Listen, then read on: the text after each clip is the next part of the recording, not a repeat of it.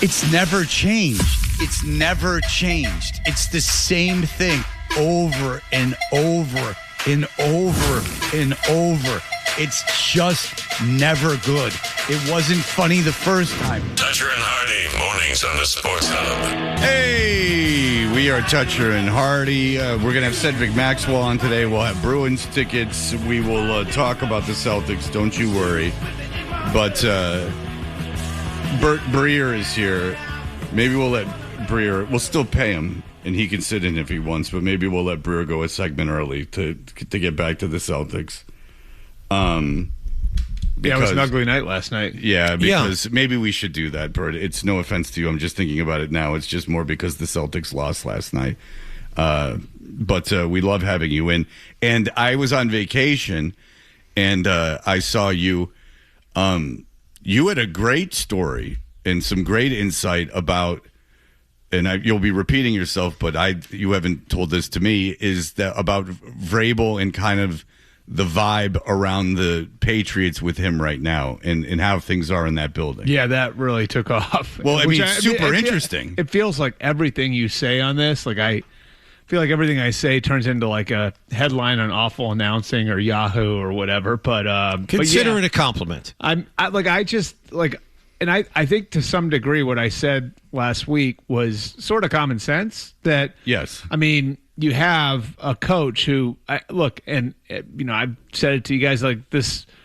This is the same Mike Vrabel I covered as a player. This is the same Mike Vrabel that I've known when he was, a player in New England and Kansas City, and I covered him, during the lockout when he was on the executive committee of the NFLPA, and I was around those guys every day, and to being a coach at Ohio State and Houston, Tennessee, and here, like he's just always been the same guy, and there's a bravado to him, there's a swagger to him, and as you might imagine, when somebody's going through something like this personally, it's going to take a chunk out of him, and it has. And so when I've talked to people who are there, they're like, yeah, of course. Like I had somebody say it to me this way a couple weeks ago. They said, Mike's the kind of guy who, when you work with him, you hear him before you see him, if that makes sense. Mm-hmm. And it just hasn't been that way lately. And, I think, to his credit, like he's not faking it, because I do think like some people in that situation might fake it. And that's an excellent point. And if I can just expound on that for a second, when you have something when you're speaking about something that like your job, mm-hmm. but everyone is thinking about something else, and you know it and they know it. Yep. And you put on a facade that nothing's wrong, or you get aggressive and go on the offensive, terrible idea. That's just advice to everyone. If there's an elephant in the room, acknowledge the elephant in the room, and that's what gets it over with the quickest. And that's what someone said to me before he had to go before the team, which was the Monday before the draft, and I think I said it to you guys the week before, like he has to address it. Like mm-hmm. There's just, like you cannot walk in. These guys are 23, 24, 20. You don't think they've been texting to each other about it? You don't think that they've been online and seeing? Of course they have. So, I think just I would say, like, from what I can gather, like Mike has sort of taken the same sort of common sense approach to this that he seems to take to everything, which is, of course I'm going to address it. Like, everyone's talking about it. And I would be insulting my players' intelligence if I got up there and just talked about them lifting and running and meeting. So I don't think he's been quite the same. And I've said this a few times too. Like, I do think the Patriots' priority should be, Mike, look, you've got a lot going on. And when we get to training camp, we want to have 100% of you back. Mm-hmm. So whatever you got to do to get there, we have, I think, two former head coaches who were head coaches for multiple teams on our coaching staff, and Josh McDaniels and Doug Marrone. You got Terrell Williams, who, is the assistant head coach and has been, has actually been a head coach in spots for Vrabel. Vrabel's let him, take that. You have an experienced coaching staff with guys who have done it before. So you do have some leeway here in the spring when this stuff is important, but it's not like it is during training camp or the season. So, look, if I were the Crafts right now, the way I would approach it is I would say, look, whatever we got to do to get like the old Mike Vrabel back, we understand you can't be that now. You're going through a lot. Whatever you got to do to get there, like, we support you. And not that he's a victim or anything, because I don't want to make it sound like that, but like, do what you got to do. Well, you're having a personal crisis, right? And when you're going through that, it's best for everyone to deal with it, including weekend retreats for the Catholic Church that has been speculated that he's I think doing. I heard you guys talking about pre-Cana yesterday. I did my pre-Cana in Waltham. Yeah, Oh, nice. right here in Waltham. Yeah. Did you learn a lot? Oh, yeah, it was a spiritual weekend. I think we went, if I remember right, we went on a Friday afternoon. We didn't have to stay over, but we went on a Friday afternoon and then through a full day, had to come back Saturday. And then I think we were supposed to have it on Sunday, but they called that off. So we all got out early. It was a day of mercy. I think that the harder thing was like going through it with the priest at our church, which we got married at Our Lady of Victory in Bay Village. It's pretty arrogant of you.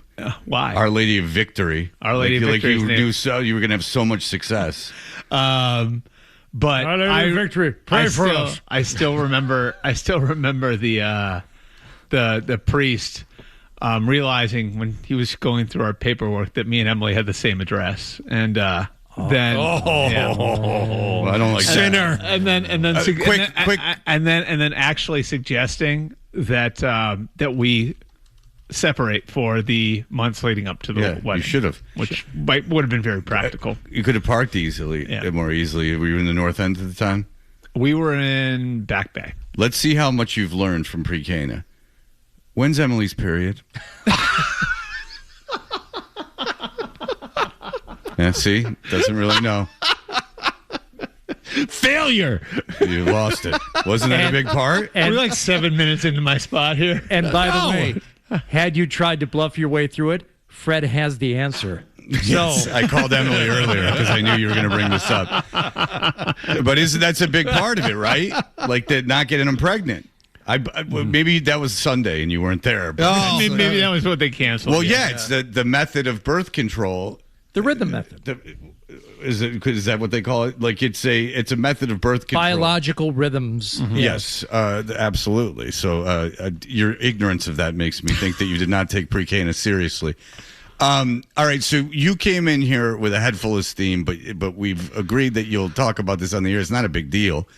So there was you got to start from the beginning. So there was a Diana Rossini story in the past that does not involve love. What was this? I think this kind of illustrates the absurdity of where we've gotten now with this whole thing. So obviously on the Vrabel side, there's people being followed through airports and all that craziness. And I mean, it looked like, I don't know if you guys watched the show Cheaters back in the day, but you guys remember Joey Greco, how he used to? Yes. Yeah, so. Cheaters was all right. Yeah, Cheaters was an interesting show. Yeah, it was all right. Yeah. So I thought that was like Joey Greco style journalism you saw there in the airport. And then there was the story a few weeks ago about how, Diana came into this car accident and helped pull these people out of the car, which we missed entirely. Now, this was only 2 weeks ago. The accident reportedly took place on Wednesday, April 15th. Yeah, and so it was that she saw an accident happen, got out of her car, helped the people out of the wreckage. There was a Jeep that was turned upside down. And now somebody's coming out and saying that no, it was actually her husband that pulled so there's dispute. I mean, it's just kind of gotten to this level of absurdity. People are disputing that she was actually the hero in the accident and saying her husband was, and she was just standing there with a dog. And it's and I think that's sort of honestly, I think the reality of it is this is where pushing back so hard initially. Yes, it's 100%, and that's why I feel comfortable mocking it, and I think it's kind of funny because whatever with the affair, that's their own business, and and who cares? In terms of the way it affects your personal life or way it affects something that you like. It's like whatever. Like if having an affair in professional sports was a fireable offense, then there would be one person like John Kitna would be working. That's like one guy who split the Lions locker room by religious affiliation. It is not good news. That's what my friend told me. Yeah, and the Kitna family had some other issues that if you that's not a surprise. I don't know what they are, but it's not shocking. So when you deny something like this and you deny it in an arrogant fashion, what it does is it gets people to dig in, and then once they find out that you were lying, they want to know what else you were lying about. And it becomes, and let's face it, it becomes interesting. And I don't even think this is an internet thing. Like, I think if this would have happened pre-internet, it still would have been interesting. Well, I think it's part of it's like calling a reporter out thing, because there's nothing worse than you can put on a reporter than saying that, like, no, you're wrong. And it's not being wrong about an opinion; it's being wrong about facts. And I said this last week to the guys in here, and like I remember covering the Aaron Hernandez thing when he fell in the draft, and I did a story for the Globe, and like on why he fell in the draft to explain why he was still available in the 4th round. And I think of the story I had. Well, I have sources from 3 teams telling me that he failed multiple drug tests at the University of Florida, which contributed to his fall. So then the Patriots came out and Aaron came out and said, no, it was only one failed drug test, which was basically calling me out. Right. So I'm like, okay. So I wrote the story that they were denying it. And in like the 3rd paragraph of the story, the Globe reported last week that we had sources from 3 teams that said they failed multiple drug tests. Now the Globe has sources from 7 teams saying that they failed multiple drug tests. Right. And it was, to me, like, that's a good example of, like, you want to challenge me like that? You want to call me out like that? Like, okay, like, we'll see how this goes then. And, like, I think that that's the way any reporter would take it. So, when you're calling out the New York Post like that, how do you think they're going to react? Like, okay. No, they're not going to react like that. If they have the story and you're calling them out and saying it's laughable, like, this is the result of it. You've basically, sick them on you. Well, I mean, listen, I've been over this a million times. It's just common sense is that if you were that indignant and outraged, you would be. It's actually kind of easily explainable. If you were with 2 groups of people, you met up, same circles, around the same age. The four other people that weren't us running off doing drugs or doing whatever they're doing. You don't even have to say that. They went out to party, and we were the 2 married people. So we sat in a hot tub. We know each other. We hugged. You're making a big deal about it, but I would argue that this is far more pure than doing cocaine and staying up till 4 a.m. at a bar between a reporter and a coach, or a reporter and a player. Like, these stories from the 70s that are, these, Blunt and stuff from the 3 Bricks Shy of a Load, these, like, stories that have become these wonderful tales of debauchery between reporters and players. And this was like pretty much as wholesome as we could have been. We're at a resort, I'm there for the day. What do you want me to do? Like wear a chastity belt and like sit in? I mean, it was easily explained, and it was easily to get indignant about. And from Rossini's perspective, it was an opportunity to go, you're just doing this because I'm a woman. Like, you're just doing this because I had a bathing suit on. And I have every right, if I'm staying at a resort, to wear a bathing suit. And who the hell are you? And I can talk to men, and men and women can be friends. I mean, there's a million ways to get out of it. Just being at that resort and interlocking fingers, like, whatever. It's like an intimate thing. But I covered the guy. We became friends. I'd hate to tell you that we became friends. I have a professional relationship, but we're friendly. And if you're going to call out reporters for being friends with people, that's asinine, because that's how we do business. And, like, I like the guy. Like, I personally like Mike Vrabel as a friend. We're both married. How dare you? There you go. Just being there is not an issue. But then again, if the pictures come out and people are saying things, you say nothing, and but you certainly don't aggressively deny it without it being true. You got caught. You just got caught, and when you get caught, you get caught. I think the saying is if you're telling the truth, give them everything. If you're telling the truth, give them everything. If you're lying, tell them nothing. Give them Right. nothing. Yeah. Right. I mean, and it's like I don't know. I mean, like it makes me think that I could go into crisis PR because I could do. I mean, it's and just like, and again, so much of it is just like you said, Fred. Common sense. Common sense. the best You know what I liars, mean? the best liars provide a few details. The truly best liars provide none. Right. You don't give them anything. Don't treat Nothing. people like idiots. Yeah. Yeah, and it's just but now if I'm Vrabel, which I'm sure he's feeling, I'm very concerned about Rossini because she did pay a big price for this. And, to rejuvenate her career is not going to be obviously in an insider role breaking football news anymore. But she's pretty famous right now. And she didn't do anything. She didn't kill anyone. That would make her more dangerous, though, right?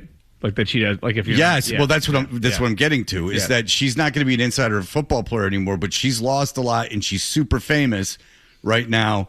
So if she wants to, have a career in media, it's going to be in a different kind of capacity. But she could be even more successful, quite frankly. I mean, it's not like she did anything. She had an extramarital affair. I mean, whatever. And thousands and thousands of famous people have survived worse. But if her role then is like sassy tell-it-all podcaster or television personality, you start doing interviews, you start talking about things. She's got nothing to lose. And just everything she says, even if it's not like anything more than about sex with him, it reignites the story.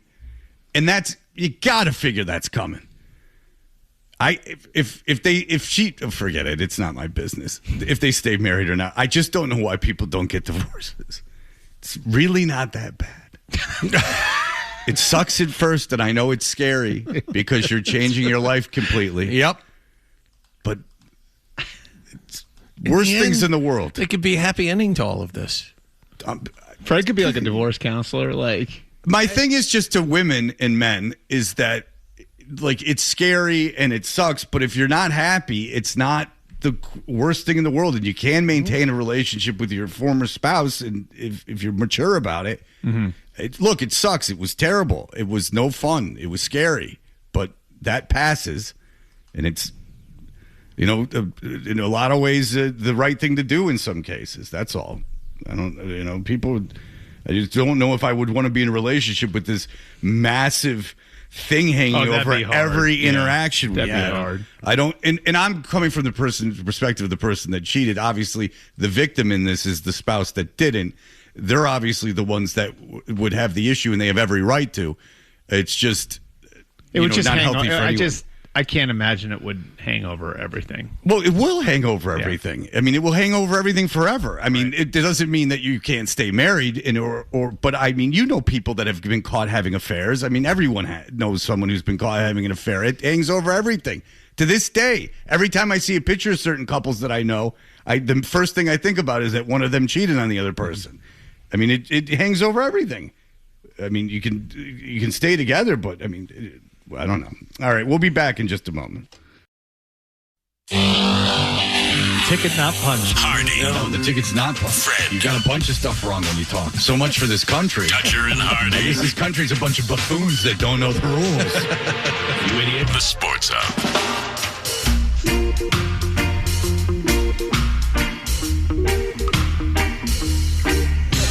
Real quick, before we get into the draft, the Patriots are getting A.J. Brown, correct?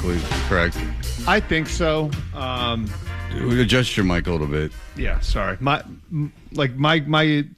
sense is that they are down the road on talking about it.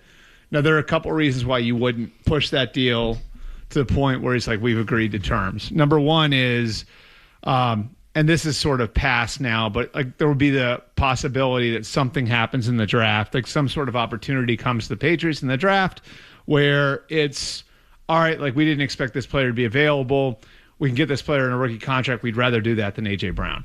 For the Eagles, it's basically over the next 4 weeks, someone could have an injury in OTA. Something weird could happen with another just contender. Loaded up. They signed 3 guys and jumped up to draft a guy. I'm not saying they're not. I'm not saying they're not trading A.J. Brown. I'm saying for another team. Okay. Like another team could lose their number one receiver and get desperate. Okay. And now all of a sudden, where you didn't have competition for A.J. Brown, you do have competition for A.J. Brown.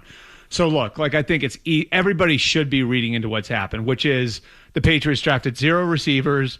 Yeah. The Eagles traded for Dontavian Wicks, signed Hollywood Brown, signed Elijah Moore, traded up for Mekhi Lemon. 100%, yeah, 100% the Eagles are preparing to trade A.J. Brown.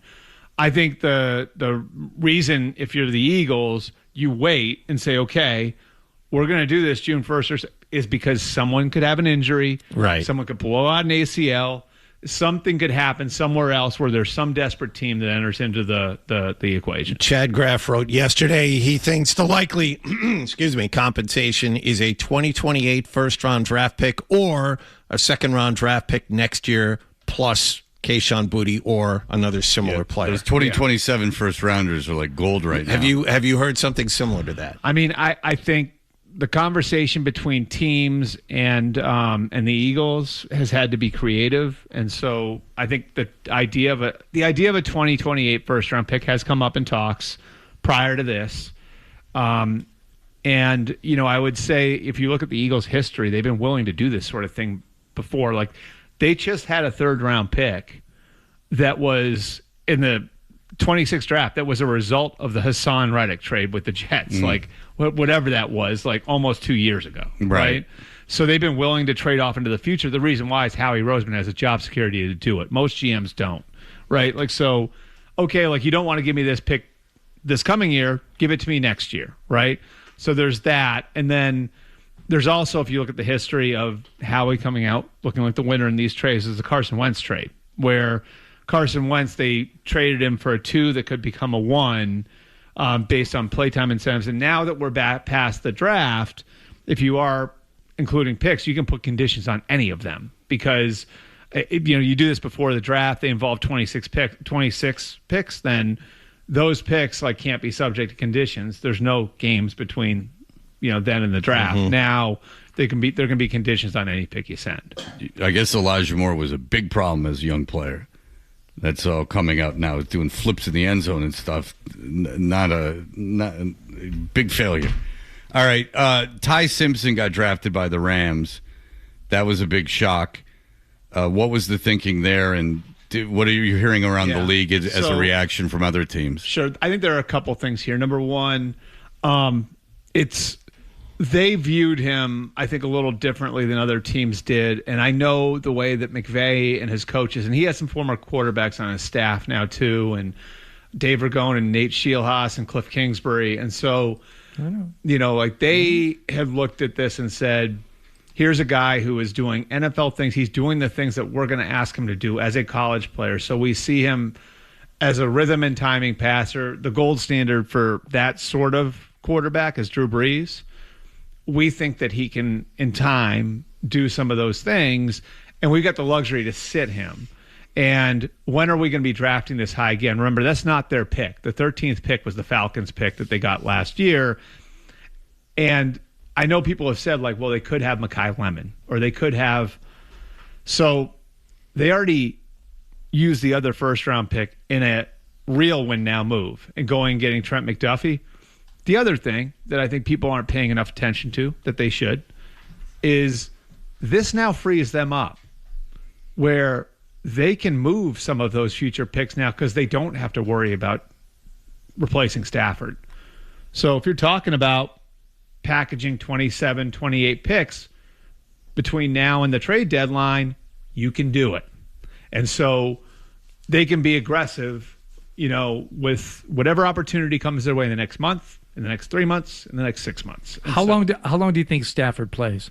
He's 38.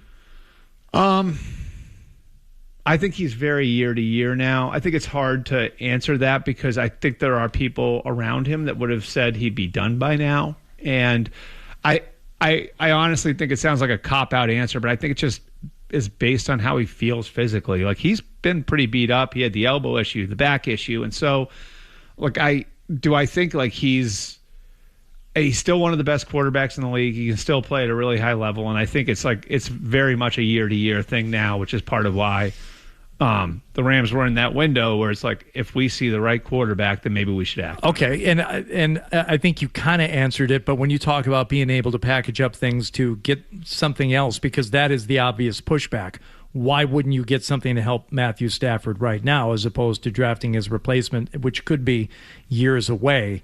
Are they still in a position to package something to get Stafford more help now?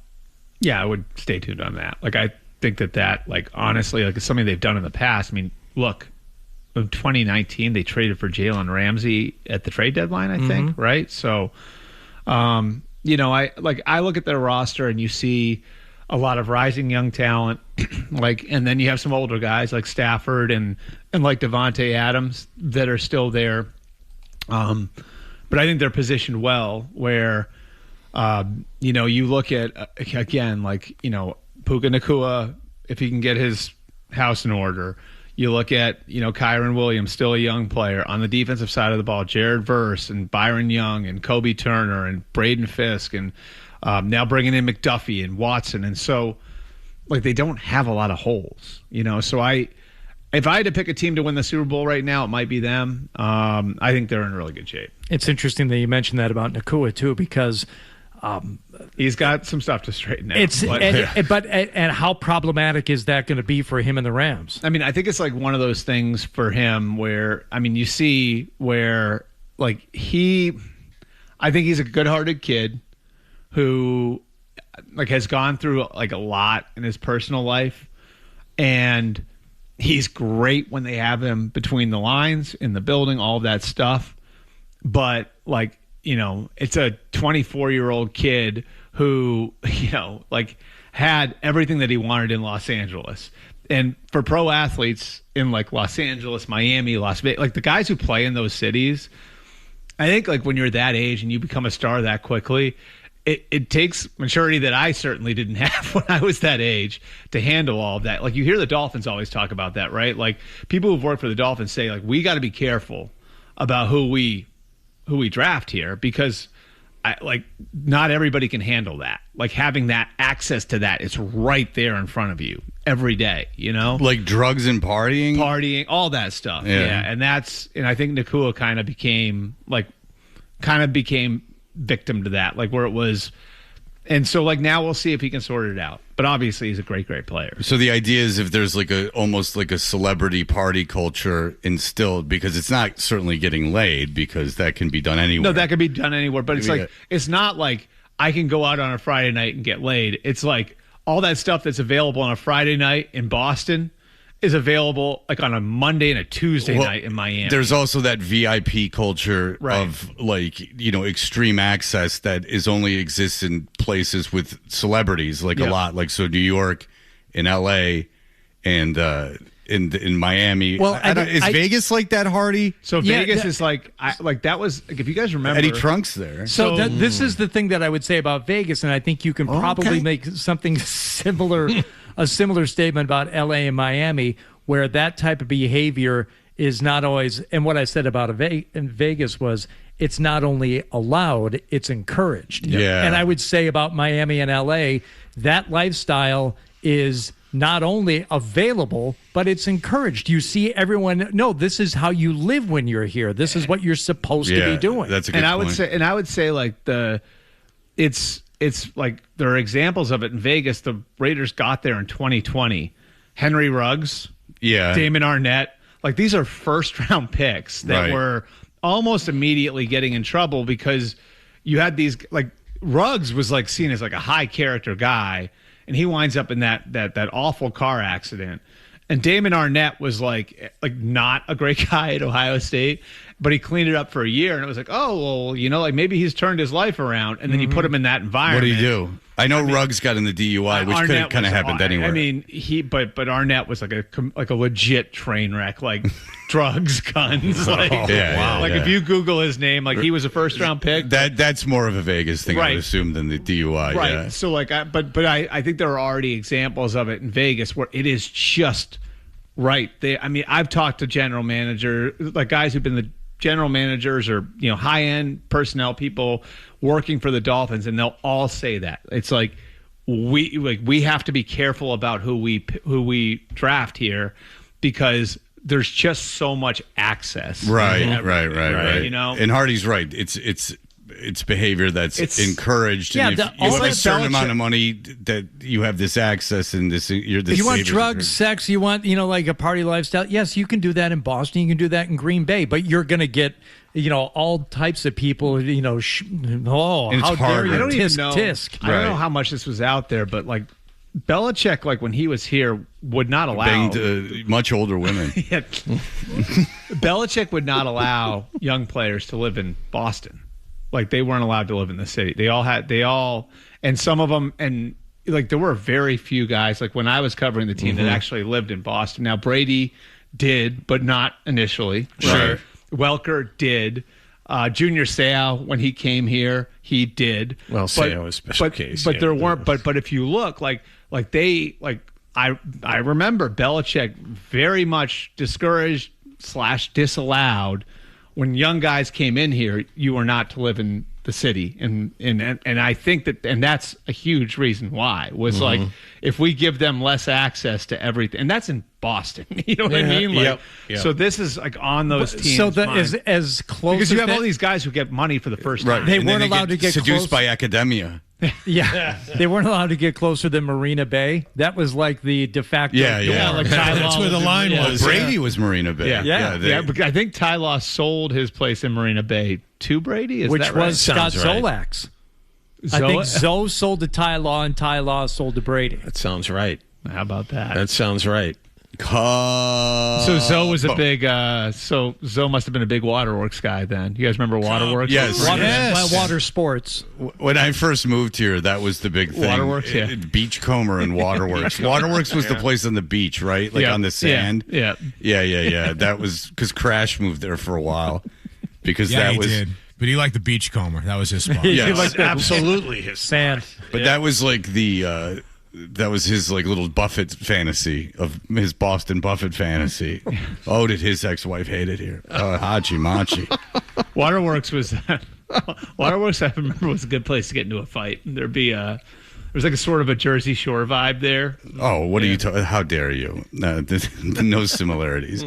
It's so far away from one another. All right, Bert. Thank you so much. We'll let you go because we'll talk about the Celtics a little bit heading into 8:00 as they lost last night. Bert from MMQB, read him. He's all over the place. And something he said about Rossini today will go at least semi-viral. Please don't clip it, guys. But we'll get no credit for it because we're just always the victim. All right. Thanks, Bert. We'll be back in just a moment. Here are the headlines. My buddy with friends like these, Climb up a tree. We're the best friends you can be, my buddy and me. Now, more of your best morning buddies, Toucher and Hardy on the Sports Hub. Whatever happened has happened, and there's nothing you can do about it now. And at the end of the day, we got a home game, and we got to be ready to play. And we have an opportunity to win. Did you excuse Bert early? Did I miss that part? Yeah. Oh, has he got something to do? No, we're going to talk about the Celtics for a minute. He 'cause mentioned we're that going into a bit. maybe 3 times in the last 40 minutes. Thank you. I was paying attention to what Bert was saying, not what Fred was saying. Interesting. That's an interesting tact. Yeah. What? Terrible last night, guys, with the way they played. Thank you. Thank you, Bert. See? Leading us Don't into come the in next here and segment. disparage the local teams like that unfairly. A bonus basketball take from You're going to get a Albert. call, Bert. Be careful. No, I just thought that. Thank you, Bert. I thought that since we're going to have some fun at 8 and then Cedric's going to be on at 8:20, in fairness to our audience, since we are the home of the Celtics, that maybe it would be good to reference the game last night. Yeah. Again, Philadelphia, which if you bet on there being a Game 7, if that was possible, which I'm sure it was, I would take it you've made a lot of money. Tatum talking about Game 7s. Just to respond. Each series takes on a life of its own. It's ups and downs. And, now we to the final game where, it's win or go home. And obviously that's understood.